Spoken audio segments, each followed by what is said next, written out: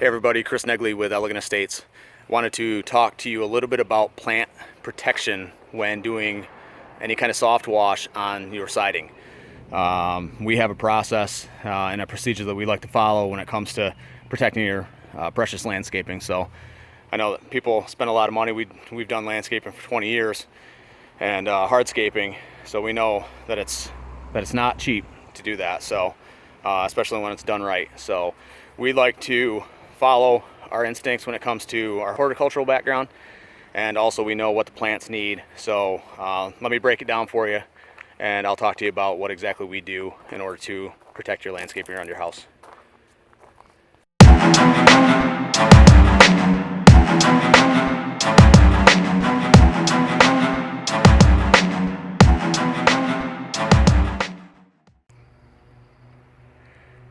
So whenever we do these structure washes, 9 times out of 10, it's an existing home or building, and it's got exterior landscaping. Whether it's properly done or not is besides the point. You know, we're hired to come in and do the wash job on there. The plantings sometimes can be tight to the building, and there's sensitive plants.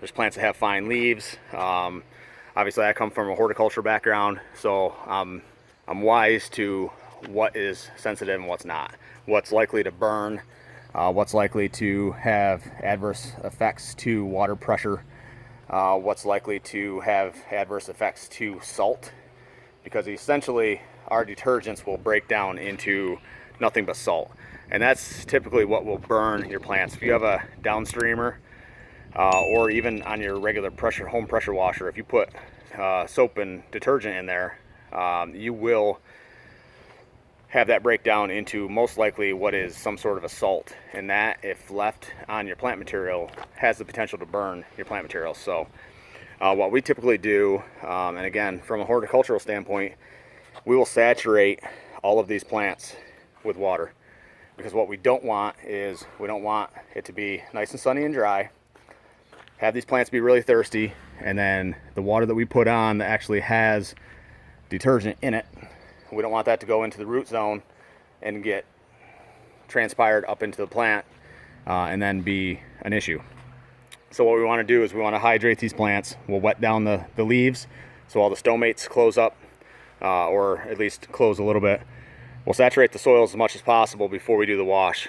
Now, as we're washing, we will have some potential overspray coming out onto plant material. That's not a problem, because again, we've already hydrated those plants. They're not looking to drink anything.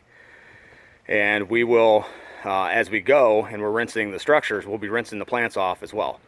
And then we also take it a step further, and we have a detergent neutralizer that actually halts the effect of our detergents. So after we're all done and we're rinsed, we will actually go back through and apply a detergent neutralizer to all the plants. That's an additional above and beyond that we do. That's also included in the price. So most times we can rinse that off and it's not an issue. We don't have to do the neutralizer, but we always like to play it on the safe side and do that. So usually our house wash mix, that's usually not an issue. You can usually just rinse the plants, not even have to saturate the soils, rinse again after you're done doing your wash, and then you don't have an issue.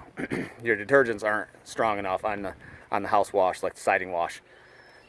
Now roof wash, that's where the detergents are a little stronger, and if you get those gutters that come down, if you're doing a roof wash and that's going out into a planting bed at the base of a plant, then you have some potential issues. Or if you have overspray from a roof wash, you could have potential issues there too. So just a little bit about plant protection if you're looking to do your own project. Some tips there for you, and if you're looking to hire us to do it, you also know what is now included in plant protection, and hope that was helpful.